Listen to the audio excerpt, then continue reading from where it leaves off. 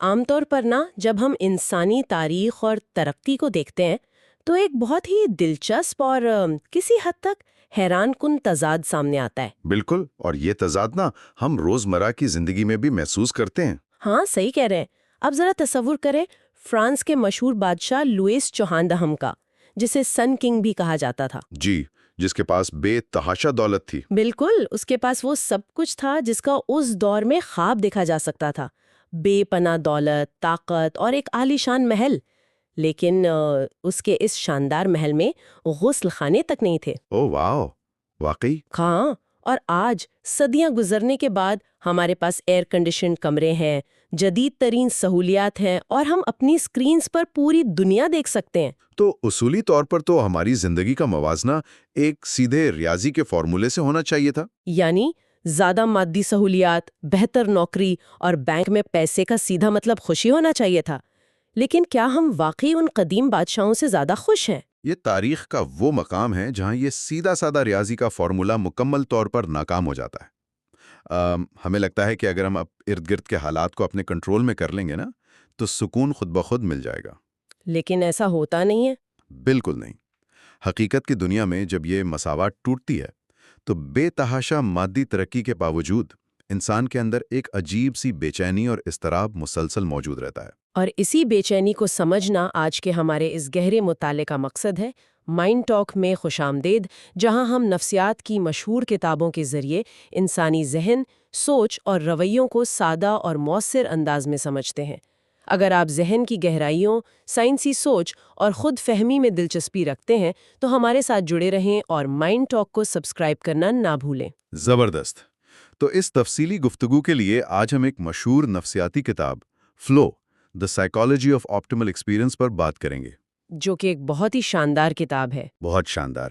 یہ کتاب انسانی خوشی، ذہنی کنٹرول اور بہترین تجربات یعنی آپٹیمل ایکسپیرئنس کے بارے میں سائنسی تحقیق پر مبنی ہے۔ صحیح۔ مصنف کے مطابق خوشی باہر کے حالات سے نہیں بلکہ انسان کے اندرونی تجربات اور شعور کے کنٹرول سے پیدا ہوتی ہے۔ یعنی سب کچھ ہمارے اندر ہے۔ اور جو لوگ ہمیں سن رہے ہیں ان کی آسانی کے لیے بتاتی چلوں کہ یہ پارٹ 1 ہے۔ اس حصے میں ہم درج ذیل چیپٹرز کو آسان انداز میں سمجھیں گے۔ 1. Happiness revisited. 2. The anatomy of consciousness. بالکل۔ تو اگر ہم پہلے حصے یعنی ہیپینس ری وزٹڈ سے شروع کریں تو سب سے بنیادی سوال یہ پیدا ہوتا ہے کہ خوشی آخر ہے کیا؟ ارسطو نے آج سے 2300 سال پہلے کہا تھا کہ انسان کی ہر دوڑ دھوپ اصل میں خوشی کے حصول کے لیے ہے۔ ہاں، چاہے وہ دولت کے لیے ہو یا طاقت کے لیے۔ بالکل۔ لیکن اگر مادی ترقی ہمیں وہاں تک نہیں پہنچا سکی تو اس کا مطلب ہے کہ ہم ایک ایسی ٹریڈ مل پر بھاگ رہے ہیں جسے ہم بڑھتی ہوئی توقعات کی ٹریڈ مل کہہ سکتے ہیں۔ یہ ٹریڈ مل والی مثال بہت کمال ہے۔ مطلب انسان ایک خواہش پوری کرتا ہے اور فوراً اگلی خواہش جنم لے لیتی ہے۔ ہاں، وہ اپنی جگہ پر کھڑے رہنے کے لیے بھی مسلسل تیز اور مزید تیز بھاگنے پر مجبور ہے۔ اور اس ٹریڈ مل کی وجہ دراصل ہماری وہ بنیادی غلط فہمی ہے جس نے ہمیں یہ سوچنے پر مجبور کر دیا ہے کہ یہ کائنات ہماری سہولت کے لیے بنائی گئی ہے۔ سائنسی ترقی نے شاید ہمیں یہ وہم دے دیا ہے۔ بالکل دیا ہے، لیکن مصنف بہت واضح الفاظ میں یاد دلاتے ہیں کہ کائنات ایک بے نیاز نظام ہے۔ اگر ہم ارتقاء یعنی ایولیوشن کی بات کریں تو ارتقاء کا مقصد انسان کی بقا تھا۔ ہماری بقا، ہماری خوشی ہرگز نہیں۔ صحیح۔ ہمارے جینز ہمیں صرف زندہ رہنے اور نسل بڑھانے پر اکساتے ہیں۔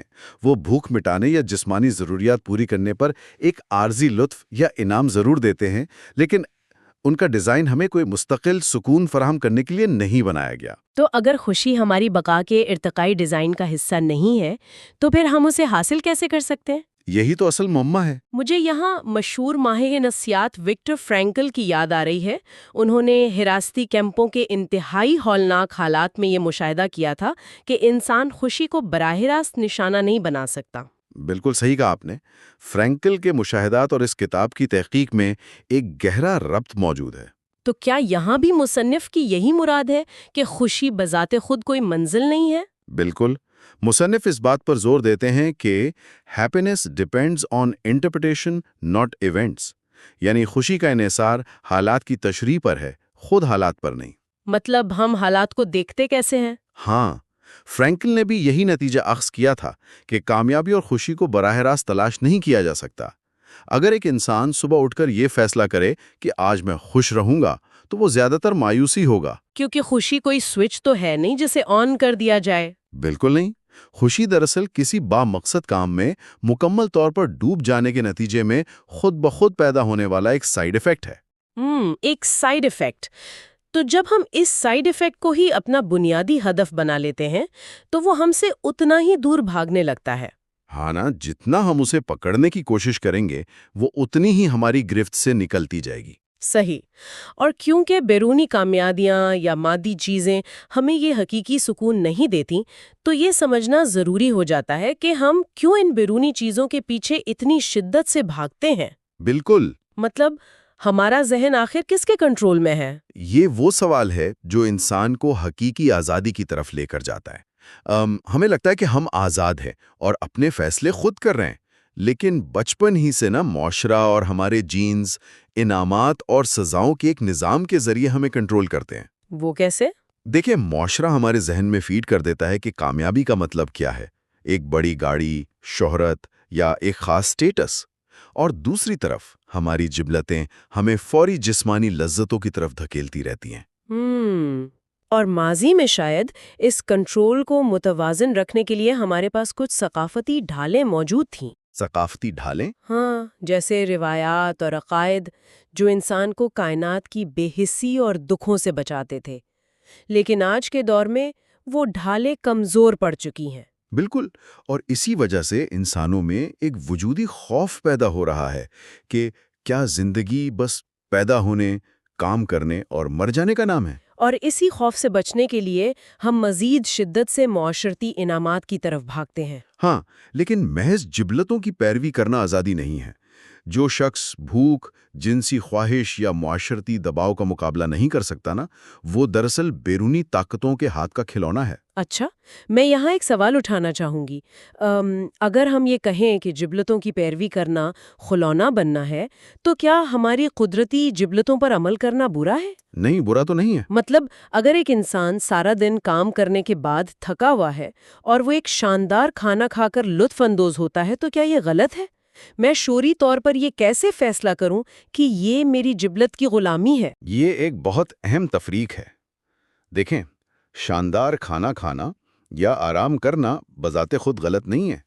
مسئلہ بھوک کا نہیں ہے، بلکہ اس بات کا ہے کہ اس لمحے شعور کا کنٹرول کس کے پاس ہے۔ یعنی ڈرائیونگ سیٹ پر کون ہے؟ بالکل۔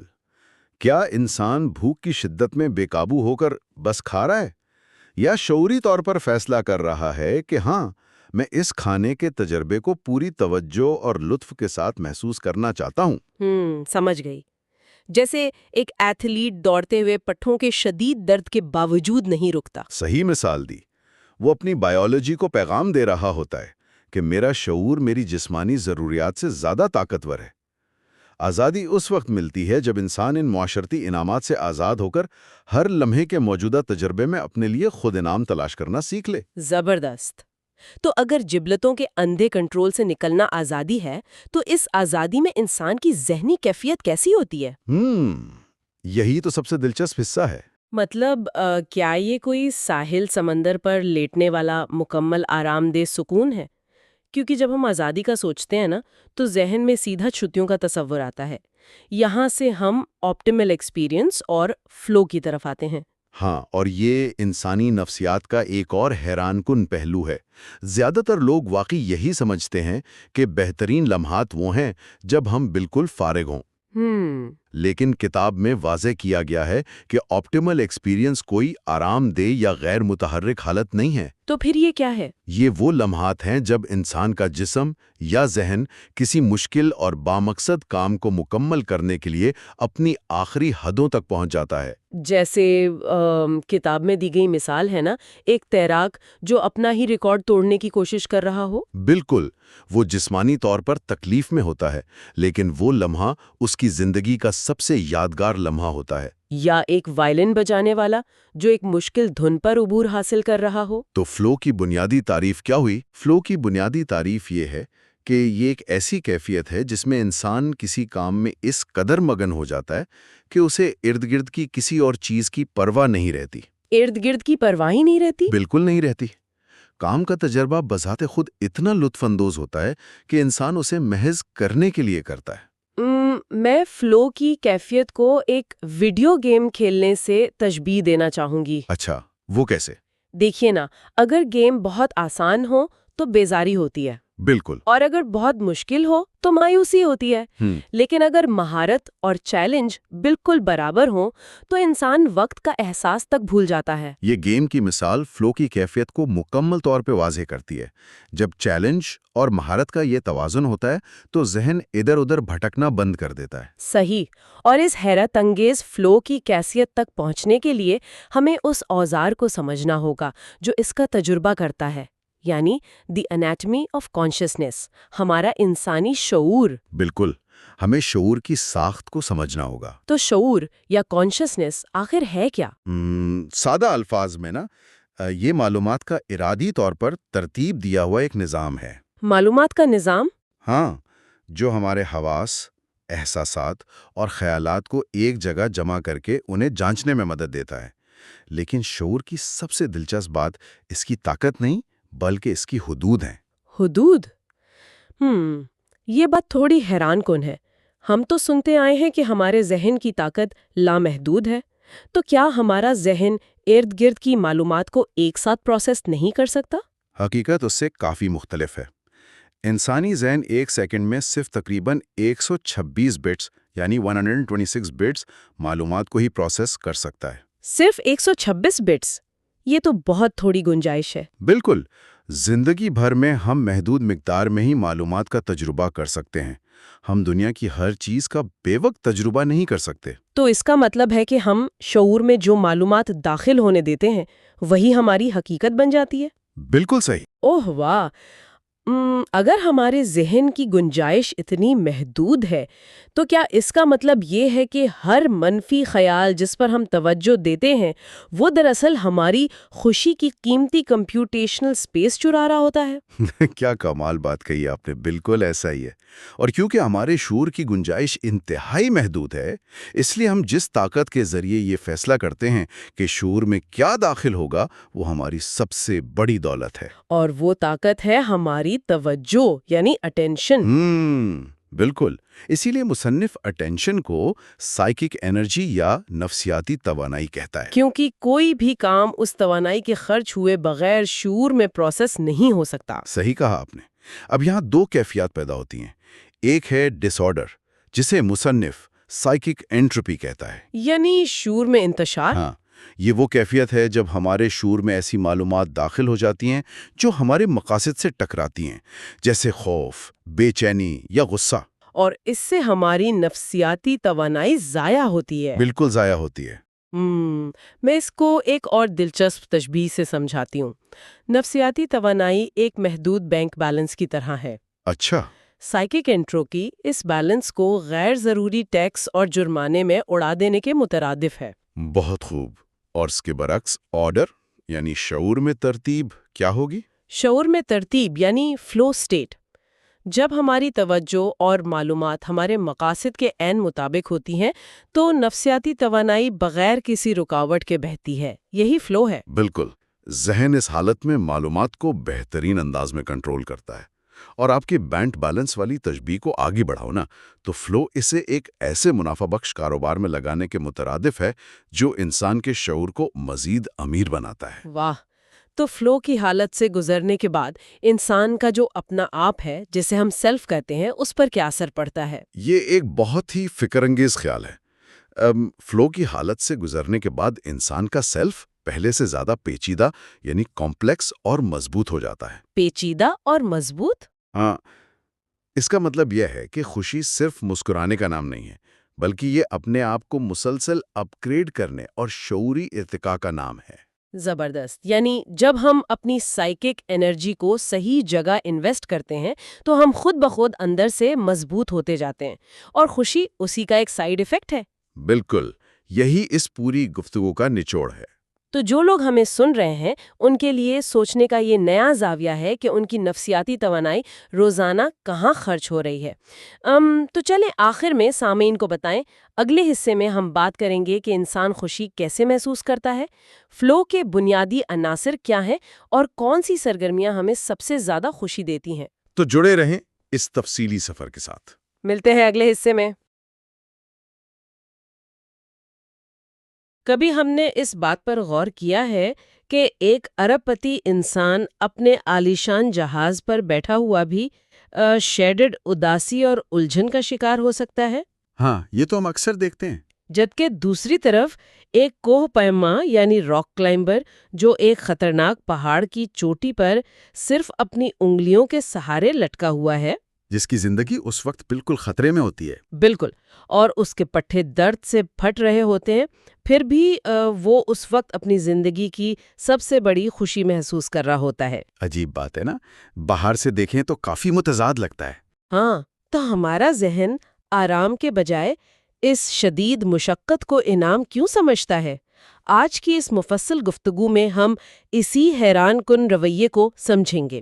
مائنڈ ٹاک میں خوش آمدید، جہاں ہم نفسیات کی مشہور کتابوں کے ذریعے انسانی ذہن، سوچ اور رویوں کو سادہ اور مؤثر انداز میں سمجھتے ہیں۔ اگر آپ ذہن کی گہرائیوں، سائنسی سوچ اور خود فہمی میں دلچسپی رکھتے ہیں تو ہمارے ساتھ جڑے رہیں اور مائنڈ ٹاک کو سبسکرائب کرنا نہ بھولیں۔ بہت شکریہ۔ پچھلے حصے میں ہم نے خوشی اور شعور کانشسنس کے بنیادی کانسیپٹس کو سمجھا۔ یہ پارٹ 2 ہے۔ اس حصے میں ہم درج ذیل چیپٹرز کو کور کریں گے۔ 1. Enjoyment and the quality of life. اس حصے میں ہم درج ذیل چیپٹرز کو کور کریں گے۔ 2. The conditions of flow.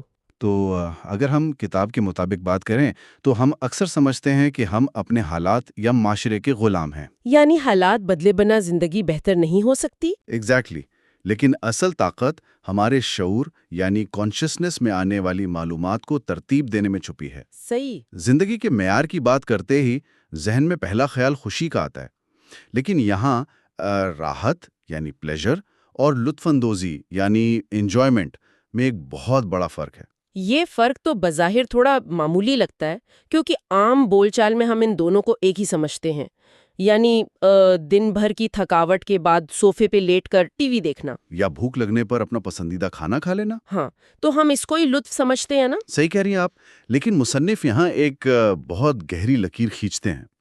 Pleasure اصل میں تب پیدا ہوتا ہے جب ہمارے جسم کی کوئی بایولوجیکل یا سماجی ضرورت پوری ہوتی ہے۔ مطلب بھوک لگی تو کھا لیا، جسم کا نظام ٹھیک ہو گیا۔ بالکل، تھکاوٹ ہوئی تو سو گئے۔ اب یہ چیزیں شعور میں وقتی سکون تو ضرور لاتی ہیں، لیکن اس سے کوئی ذہنی ترقی نہیں ہوتی۔ نہیں ہوتی۔ جب آپ صرف راحت محسوس کر رہے ہوتے ہیں تو آپ کوئی نیا ہنر تھوڑی سیکھ رہے ہوتے ہیں، آپ کی شخصیت میں کوئی نیا پن نہیں آتا۔ تو پھر جو انجوائمنٹ ہے وہ کیا ہے؟ وہ ہماری عام ضروریات کی حد کو توڑنے کا نام ہے۔ جی، انجوائمنٹ تب شروع ہوتی ہے جب کوئی شخص اپنی موجودہ صلاحیتوں کو استعمال کرتے ہوئے کچھ نیا اور چیلنجنگ کرتا ہے۔ اچھا۔ یہ کام فوری طور پر آرام دہ نہیں ہوتا، جیسے کوئی کمپلیکس کتاب پڑھنا جو آپ کی سوچ بدل دے۔ یا کوئی نیا ہنر سیکھنا جس میں شروع میں ذہن تھک جاتا ہے۔ ایگزیکٹلی۔ اس عمل کے دوران شاید تکلیف ہو، لیکن جب یہ مکمل ہوتا ہے تو جو کامیابی ملتی ہے وہ انسان کو زیادہ پختہ اور کمپلیکس بنا دیتی ہے۔ صحیح۔ اس کی ایک روزمرہ کی مثال لے لیتے ہیں، جیسے بھوک مٹانے کے لیے جلدی جلدی کچھ بھی کھا لینا تو بس پیٹ بھرنے کا عمل ہے، جسے ہم پلیجر کہیں گے۔ ذہن کہیں اور ہی ہوتا ہے۔ بالکل۔ لیکن دوسری طرف کسی نئے ذائقے کو چکھنے کے لیے اس کے ہر جز کو پہچاننے کے لیے پوری توجہ سے کھانا انجوائمنٹ ہے۔ واہ، بہت اچھی مثال دی آپ نے۔ یعنی ایک میں صرف ضرورت پوری ہو رہی ہے، جبکہ دوسرے میں ذہن کا بھرپور استعمال اور نشوونما ہو رہی ہے۔ اور اس مثال میں ایک بہت اہم نقطہ چھپا ہے جسے کتاب میں سائیکک انرجی یا روایتی الفاظ میں نفسیاتی توانائی کہا گیا ہے، جسے ہم ذہن کی مینٹل بینڈ وڈتھ کہہ سکتے ہیں۔ بالکل صحیح۔ پلیجر کے حصول کے لیے ہمیں اپنی مینٹل بینڈ وڈتھ خرچ نہیں کرنی پڑتی۔ ٹی وی دیکھنے کے لیے کوئی ذہنی مشقت تھوڑی چاہیے۔ ہاں، وہ تو بہت پیسو کام ہے۔ اسی لیے اس کا اثر عارضی ہوتا ہے۔ لیکن جب آپ ذائقے کو پہچاننے کی کوشش کرتی ہیں تو آپ کو اپنی انرجی اس ایک کام پر فوکس کرنی پڑتی ہے، اور یہی انرجی جب چیلنج پر لگتی ہے تو گروتھ ہوتی ہے۔ صحیح۔ اگر انجوائمنٹ سے شخصیت اس قدر نکھر آتی ہے تو سوال یہ پیدا ہوتا ہے کہ روزمرہ کے جو بورنگ کام ہیں ان میں یہ لطف کیسے لائیں؟ اس کا جواب کتاب ایک اصطلاح آٹوٹیلک ایکسپیرینس سے دیتی ہے۔ آٹوٹیلک؟ ہاں، یہ دو یونانی الفاظ ہیں، آٹو یعنی خود اور ٹیلوس یعنی مقصد۔ یعنی ایسا کام جو بذات خود اپنا انعام ہو۔ ایگزیکٹلی۔ جب کوئی تجربہ آٹوٹیلک بن جاتا ہے تو وہ شخص کسی بیرونی انعام جیسے پیسے یا شہرت کے لیے کام نہیں کرتا، تو وہ کس لیے کرتا ہے؟ وہ صرف اس کام کو کرنے کی خوشی کے لیے کرتا ہے۔ کتاب میں سرجنز اور سمندر میں کشتی چلانے والے یعنی سیلرز کی مثال دی گئی ہے۔ اچھا۔ وہ اپنے کام میں اتنے ڈوبے ہوتے ہیں کہ اگر انہیں معاوضہ نہ بھی ملے تو وہ پھر بھی وہی کرنا چاہیں گے۔ لیکن دیکھیں، سرجنز اور سیلرز کی مثال تھوڑی ایکسٹریم نہیں ہو گئی؟ میرا مطلب ہے ایک عام انسان جو دفتر میں ایکسل شیٹ پر ڈیٹا انٹری کر رہا ہے، ہاں سمجھ رہا ہوں۔ یا کوئی فیکٹری ورکر جو روزانہ ایک ہی کام کرتا ہے، وہ اس روٹین کو آٹوٹیلک کیسے بنائے؟ یہ تو اپنا انعام نہیں لگتے نا؟ صحیح سوال ہے۔ ان خشک کاموں کو آٹوٹیلک بنانے کا راز ان میں مصنوعی چیلنجز یعنی آرٹیفیشل کنسٹرینٹس پیدا کرنے میں ہے۔ مصنوعی چیلنجز؟ وہ کیسے؟ جیسے ایک شخص برتن دھو رہا ہے، اگر وہ صرف یہ سوچے کہ کب میری جان چھوٹے گی تو وہ کام بوجھ ہے۔ بالکل۔ لیکن اگر وہ ذہن میں ایک گیم بنا لے کہ کیا میں کل کی نسبت آج زیادہ تیزی سے اور پانی کم استعمال کرتے ہوئے برتن دھو سکتا ہوں؟ اوہ واو! تو اس نے خود ہی ایک چیلنج بنا لیا۔ ایگزیکٹلی۔ اب اس کی مینٹل بینڈ وڈتھ اس چیلنج پر لگ جائے گی۔ ایسے ہی فیکٹری ورکرز اپنے پچھلے دن کا ریکارڈ توڑنے کا ادب بنا لیتے ہیں۔ اور ایکسل شیٹ والا شخص شاید ماؤس چھوڑ کر صرف کی بورڈ شارٹ کٹس یوز کرنے کا سوچے۔ بالکل۔ اس طرح وہ اس بیزار کن کام میں ایک زبردست کشش پیدا کر لیتا ہے۔ لیکن تھوڑا پریکٹیکلی دیکھیں تو ہر کام کا ایک معاشی مقصد ہوتا ہے نا؟ ہم نوکری کرتے ہی اسی لیے ہیں تاکہ بلز دے سکیں۔ ظاہر ہے۔ تو ہم مستقبل کی اس فکر کو بالکل مائنس کیسے کر سکتے ہیں جبکہ ہماری بقا اسی پر ہے؟ دیکھیں، مصنف اس سے انکار نہیں کرتے کہ بیرونی انعام حقیقت ہے۔ انسان کوئی کام شروع تو پیسے یا مجبوری کی وجہ سے ہی کرتا ہے۔ صحیح۔ لیکن اصل بات یہ ہے کہ جب کام شروع ہو جائے تو ہماری توجہ کا مرکز اس کا نتیجہ نہیں بلکہ وہ عمل ہونا چاہیے، یعنی پروسیس۔ یعنی پروسیس کو انجوائے کرنا ہے۔ ہاں، جب ہم اس کام کی باریکیوں پر دھیان دیتے ہیں تو وہ کام خود کشش کا باعث بن جاتا ہے۔ جو پیسے مہینے کے آخر میں ملنے ہیں وہ صرف ایک بونس بن جاتے ہیں۔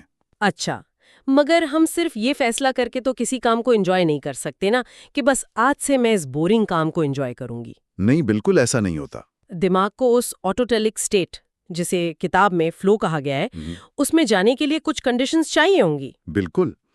کوئی بھی صرف ارادہ کر کے فلو میں نہیں جا سکتا۔ اس سٹیٹ میں آنے کے لیے سب سے پہلی شرط انسان کی مہارت یعنی سکل اور چیلنج کے درمیان ایک توازن کا ہونا ہے۔ بیلنس۔ ہاں، کتاب میں ایک گراف دیا گیا ہے۔ اگر آپ ایسا کام کریں جس میں چیلنج بہت بڑا ہو مگر آپ کی مہارت کم ہو تو وہاں شیڈڈ بے چینی یعنی اینگزائٹی پیدا ہو جائے گی۔ تو لطف تو دور کی بات ہے، میرا دماغ صرف خوف محسوس کرے گا۔ ایگزیکٹلی۔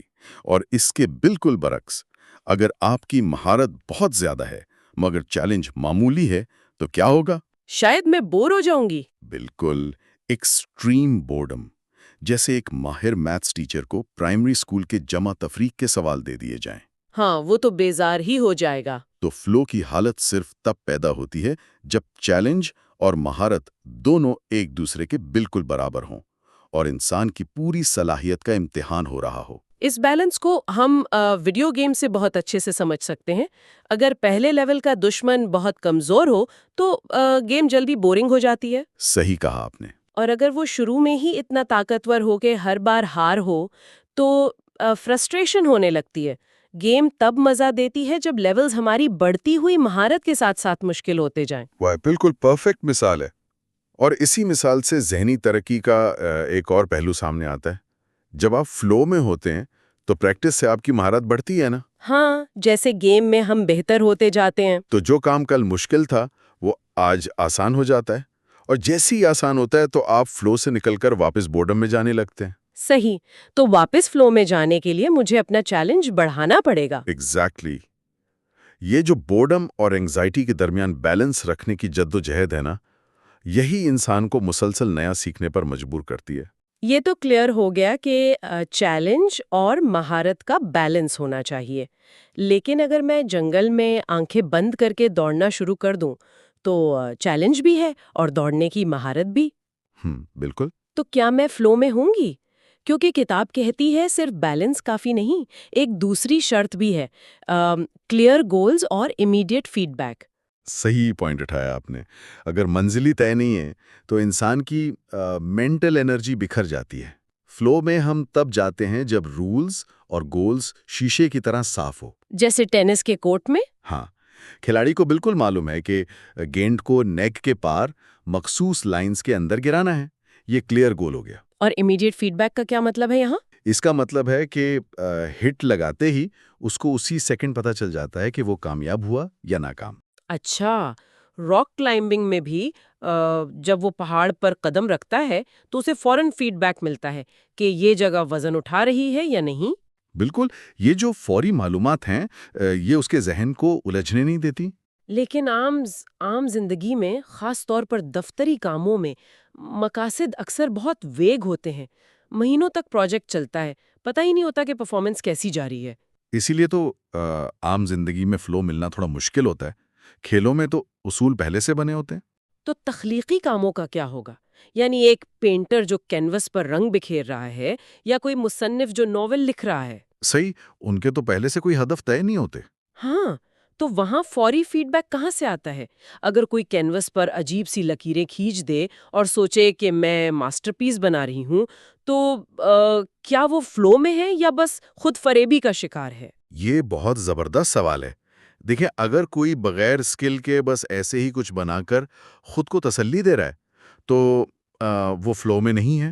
تو آرٹ میں فیڈ بیک کہاں سے ملے گا؟ کوئی ریفری تو ہوتا نہیں۔ آرٹ میں فیڈ بیک باہر سے نہیں آتا، بلکہ آرٹسٹ کے اندر سے آتا ہے۔ کتاب بتاتی ہے کہ برسوں کی محنت کے بعد ایک آرٹسٹ اپنے اندر ایک انٹرنلائزڈ کرائیٹیریا بنا لیتا ہے۔ یعنی اس کا اپنا ایک اندرونی معیار بن جاتا ہے۔ بالکل، جب وہ پینٹر کینوس پر برش کا ایک سٹروک لگاتا ہے تو اسے کسی ناقد کی ضرورت نہیں، اس کا اپنا سیٹ کیا ہوا معیار اسے اسی سیکنڈ بتا دیتا ہے کہ رنگوں کا یہ کمبینیشن کام کر رہا ہے یا نہیں۔ او واو! تو یہ انٹرنل فیڈ بیک اسے حقیقت سے جوڑے رکھتا ہے۔ ہاں، کتاب میں نابینا خواتین کی بنائی یعنی نٹنگ کا ذکر بھی ہے، جہاں ان کی انگلیوں کے لمس کا فیڈ بیک اتنا سینسیٹیو ہو جاتا ہے کہ وہ ایک مسلسل فلو محسوس کرتی ہیں۔ صحیح۔ تو جب ہمارے پاس کلیئر گول ہو، فوری فیڈ بیک مل رہا ہو اور چیلنج ہماری اسکل کے برابر ہو تو ذہن ایک اور کیفیت میں جاتا ہے جسے کتاب نے ڈیپ فوکس اور لاس آف سیلف کانشیسنس کہا ہے۔ گہری توجہ اور خود شعوری کا خاتمہ۔ ایگزیکٹلی، یہی وہ مقام ہے جہاں یہ سارا پروسیس اپنے عروج پر ہوتا ہے۔ اس فوکس میں روزمرہ کی ساری پریشانیاں بالکل غائب ہو جاتی ہیں۔ یعنی آفس کے جھگڑے، بلز، سب بھول جاتے ہیں۔ سب کچھ۔ لیکن اس سے بھی بڑی بات یہ ہے کہ انسان خود کو فراموش کر دیتا ہے۔ انا اور اس بات کی فکر ختم ہو جاتی ہے کہ میں کیسا لگ رہا ہوں یا لوگ کیا کہیں گے۔ لیکن دماغ جان بوجھ کر ان خیالات کو روکتے کیوں ہیں؟ یہاں وہی مینٹل بینڈ وتھ والی بات واپس آتی ہے۔ دماغ کی پروسیسنگ پاور لمیٹڈ ہے۔ جب کوئی کام 100% فوکس مانگتا ہے تو ساری بینڈ وتھ اس چیلنج پر لگ جاتی ہے۔ اچھا۔ دماغ کے پاس اتنی پاور بچتی ہی نہیں کہ وہ یہ سوچے کہ آپ کا ہیئر سٹائل کیسا لگ رہا ہے۔ سارا فوکس اس ایک لمحے پر سمٹ آتا ہے۔ یعنی ایگو اور فکر کو پروسیس کرنے کی انرجی ہی نہیں ہوتی۔ تبھی انسان خود کو کسی بڑے نظام کا حصہ محسوس کرتا ہے۔ جیسے ایک وائلن بجانے والا خود کو موسیقی سے الگ نہیں محسوس کرتا، وہ خود موسیقی بن جاتا ہے۔ بالکل صحیح۔ اس کی ذات کی سرحدیں مٹ جاتی ہیں اور وقت کا احساس بھی بالکل بدل جاتا ہے۔ ہاں، گھنٹے منٹ لگتے ہیں، اور جب وہ اس حالت سے نکلتا ہے تو اس کی ذات پہلے سے زیادہ طاقتور اور پختہ ہو چکی ہوتی ہے نا؟ ایگزیکٹلی۔ ورک خود ہی ایک ریوارڈ بن جاتا ہے۔ یہ تو بہت ہی گہری حقیقت ہے۔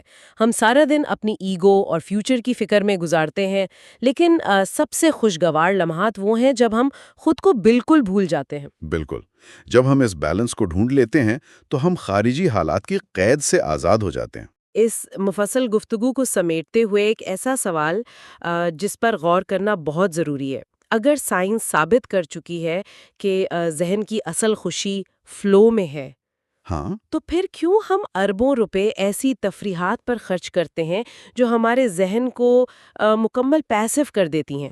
جیسے مہنگے ریزورٹس یا ٹی وی کے سامنے وقت گزارنا۔ بالکل۔ کیا ان سے واقعی خوشی مل رہی ہے یا ہم اپنی صلاحیتیں ضائع کر رہے ہیں؟ شاید وقت آ گیا ہے کہ ہم فرصت کے لمحات پر نظر ثانی کریں اور انہیں چیلنجنگ بنائیں۔ اگلے حصے میں ہم دیکھیں گے کہ فلو ہماری روزمرہ زندگی میں کیسے ظاہر ہوتا ہے، خاص طور پر جسم، ذہن، کام اور تعلقات میں۔ تو پچھلے حصے میں ہم نے فلو کی بنیادی شرائط اور زندگی میں سچی لطف اندوزی کے تصور کو سمجھا تھا۔ ہم نے دیکھا تھا کہ واضح ہدف اور فوری فیڈ بیک کتنا ضروری ہے۔ اور یہ بھی کہ محض عارضی خوشی اور ایک گہرے بامقصد تجربے میں کیا فرق ہوتا ہے۔ صحیح کہا۔ تو آج یہ ہماری اس سیریز کا پارٹ 3 ہے، یعنی تیسرا حصہ، اور آج کی اس گہری گفتگو میں ہم کتاب کے بقیہ 6 اہم ابواب کو زیر بحث لائیں گے، جن میں the body in flow, the flow of thought, work as flow, enjoying solitude and other people, cheating chaos اور دا میکنگ آف میننگ شامل ہیں۔ اور اس ساری گفتگو کا بنیادی مقصد یہ سمجھنا ہے کہ ہم کتاب کے ان اصولوں کو صرف پڑھنے کی حد تک نہ رکھیں، بلکہ انہیں استعمال کرتے ہوئے اپنی روزمرہ کی جسمانی سرگرمیوں، اپنی سوچ، اپنے کام اور یہاں تک کہ اپنے رشتوں کو کس طرح بامعنی بنا سکتے ہیں۔ زبردست۔ تو چلیے، پچھلی نشست میں ہم نے فلو کے نظریے کو تو سمجھ لیا تھا، لیکن اگر اسے عملی طور پر شروع کرنا ہو تو کتاب کہتی ہے کہ سب سے بہترین مقام ہمارا اپنا جسم ہے۔ جی، دا باڈی ان فلو۔ تو میرا سوال یہ ہے کہ جسمانی سرگرمیوں میں فلو کیسے آتا ہے؟ مطلب کیا صرف دوڑنا یا ہلنا جلنا کافی ہے؟ نہیں، محض ہلنا جلنا فلو نہیں ہے۔ کوئی بھی جسمانی سرگرمی جیسے چلنا، تیراکی کرنا یا محض موسیقی سننا اس وقت فلو بنتی ہے جب ہم اس میں کوئی واضح ہدف مقرر کرتے ہیں اور پھر اپنی پوری توجہ اس پر مرکوز کر دیتے ہیں۔ اچھا، یعنی بغیر ہدف کے کوئی فائدہ نہیں؟ بالکل۔ مثال کے طور پر ہتھا یوگا کو دیکھیں۔ یہ فلو پیدا کرنے کا ایک بہت ہی قدیم اور منظم طریقہ ہے۔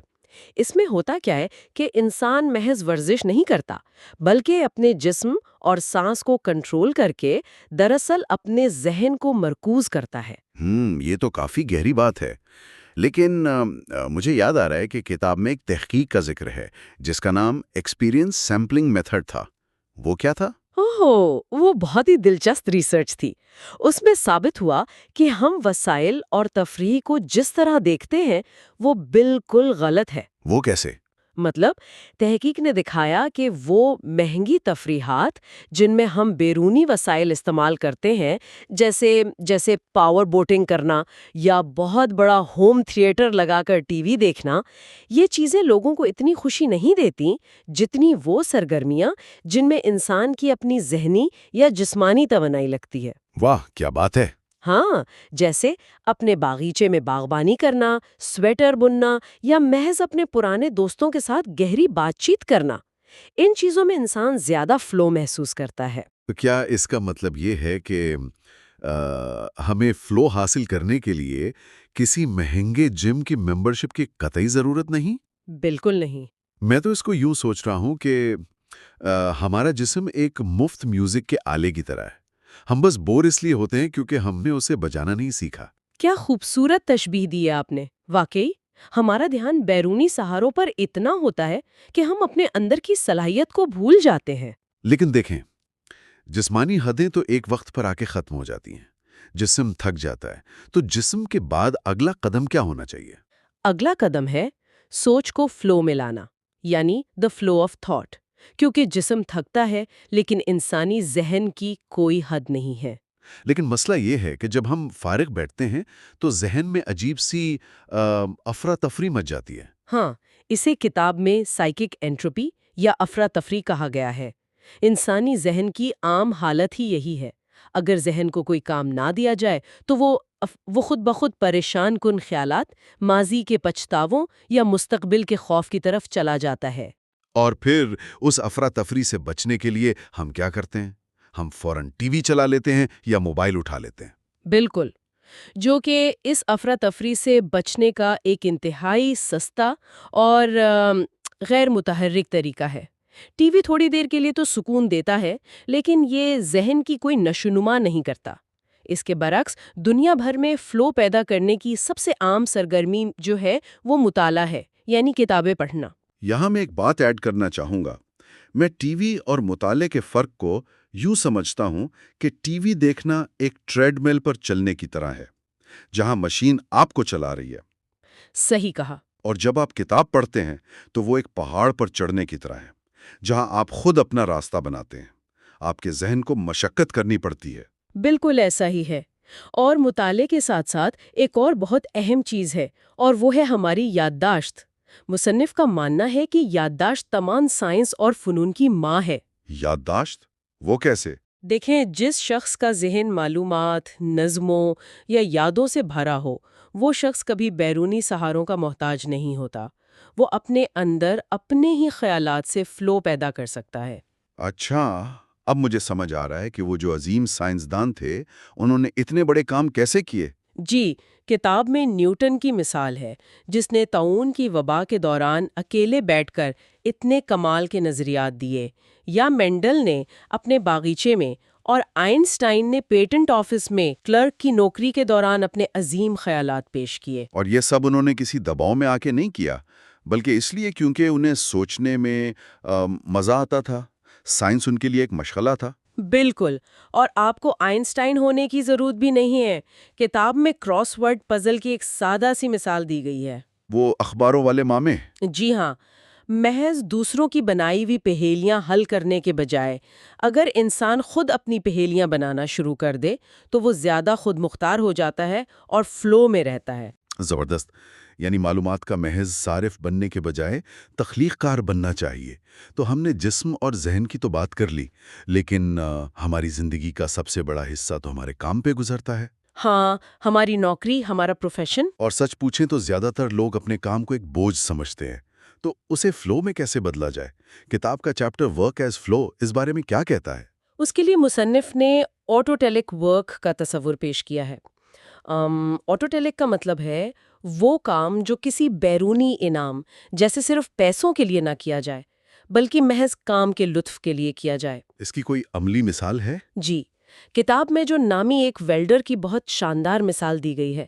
وہ ایک عام سی فیکٹری میں کام کرتا تھا، لیکن اسے فیکٹری کی پیچیدہ مشینوں کو ٹھیک کرنے میں بہت مزہ آتا تھا۔ ہاں، مجھے یاد ہے اس نے اپنے بچپن کی ایک کہانی بھی سنائی تھی کہ جب اس کا ٹوسٹر خراب ہوا تو اس نے یہ سوچ کر اسے ٹھیک کیا کہ اگر میں ٹوسٹر ہوتا تو مجھ میں کیا خرابی ہوتی۔ بالکل، وہ اپنے کام کے ساتھ ایک جذباتی تعلق بنا لیتا تھا۔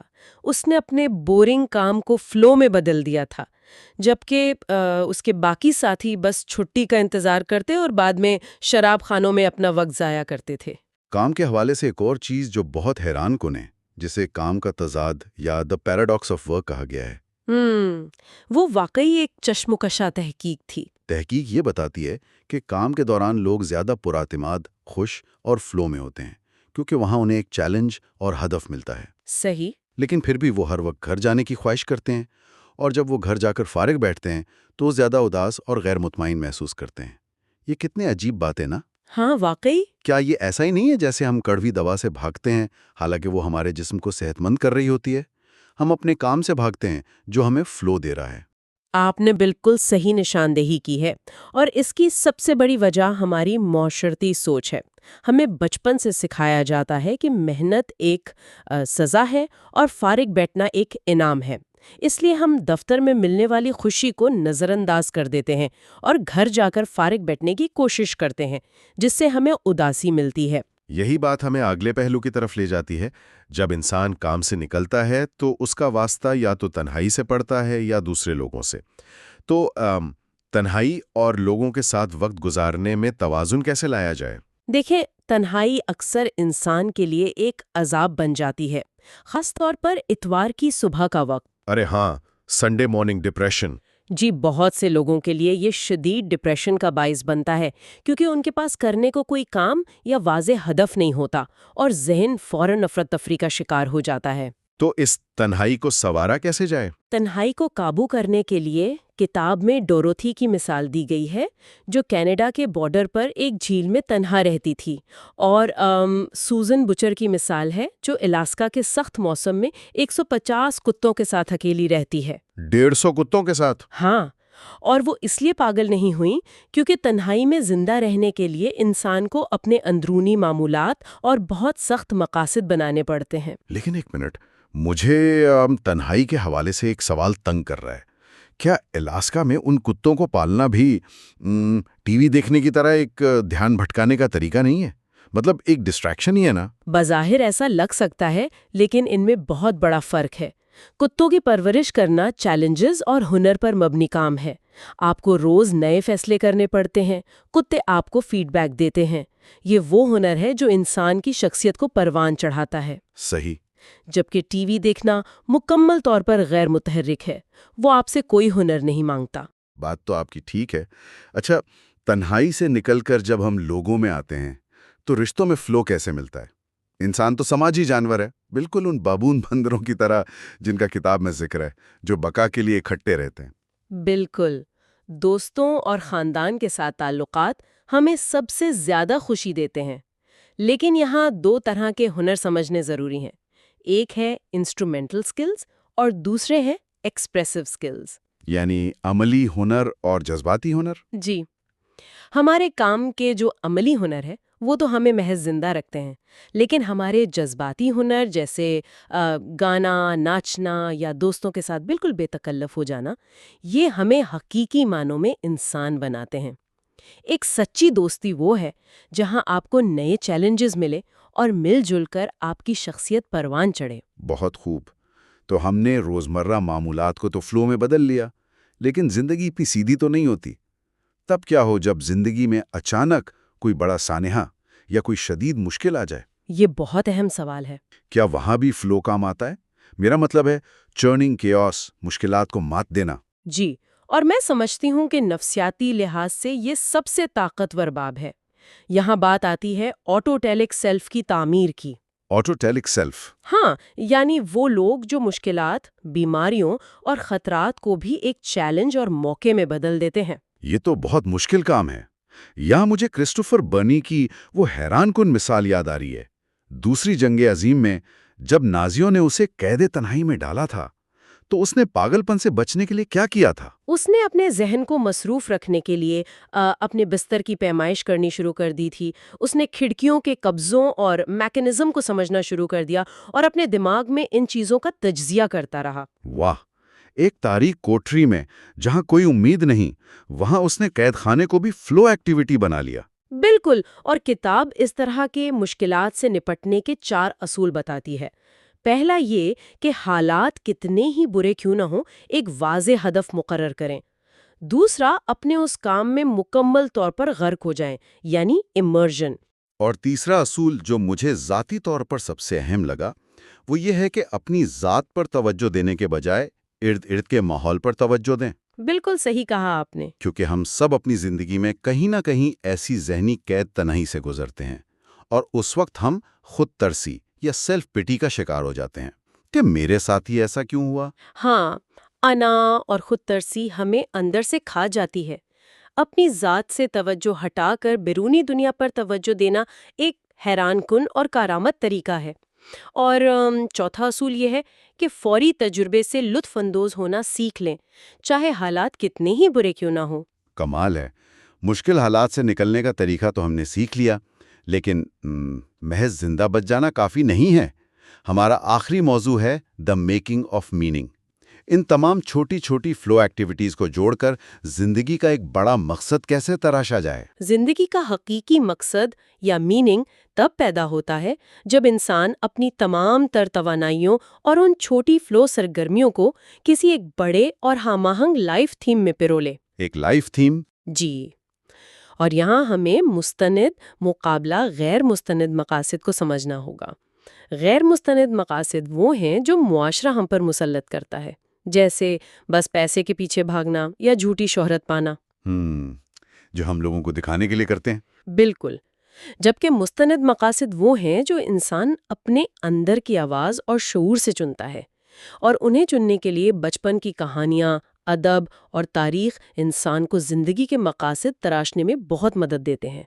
اصل کمال یہ ہے کہ انسان اپنی پوری زندگی کو بھی ایک فلو تجربے میں ڈھال لے۔ زبردست۔ تو آج کی اس تفصیلی گفتگو کو اگر ہم سمیٹیں تو اس کا حتمی خلاصہ کیا ہوگا؟ اگر میں اسے چند الفاظ میں بیان کروں تو خوشی کسی بیرونی حالات، دولت یا قسمت سے نہیں آتی، بلکہ یہ خالصتاً ہمارے اندرونی کنٹرول سے آتی ہے۔ فلو کا تجربہ ہماری بکھری ہوئی زندگی کو بامانی اور مربوط بناتا ہے، اور سب سے اہم بات، ہر انسان چاہے وہ کسی بھی پیشے یا حالات میں ہو، اپنے اندرونی تجربے پر قابو پا کر اپنی زندگی کا معیار خود بہتر بنا سکتا ہے۔ یہ واقعی ایک بہت ہی طاقتور پیغام ہے، اور جانے سے پہلے میں سامعین کے لیے ایک آخری اور قدرے چپتی ہوئی سوچ چھوڑنا چاہتا ہوں۔ ذرا سوچئے، اگر ہماری اندرونی خوشی کا انحصار بیرونی آسائشوں پر نہیں ہے تو کیا ہماری ماڈرن ٹیکنالوجی اور اسمارٹ فونز جو ہر وقت ہماری توجہ مانگتے ہیں، معاف کیجیے گا، جو ہماری توجہ چھینتے ہیں، کیا وہ دراصل ہماری ذہنی ترقی اور فلو کے راستے کی سب سے بڑی رکاوٹ بن چکے ہیں؟ کیا ہم ترقی کے نام پر اپنا اندرونی کنٹرول کھو رہے ہیں؟ اس پر ضرور سوچئے گا۔ اگر آپ کو یہ پوڈ کاسٹ پسند آیا تو اسے شیئر کریں اور مائنڈ ٹاک کو سبسکرائب کرنا نہ بھولیں۔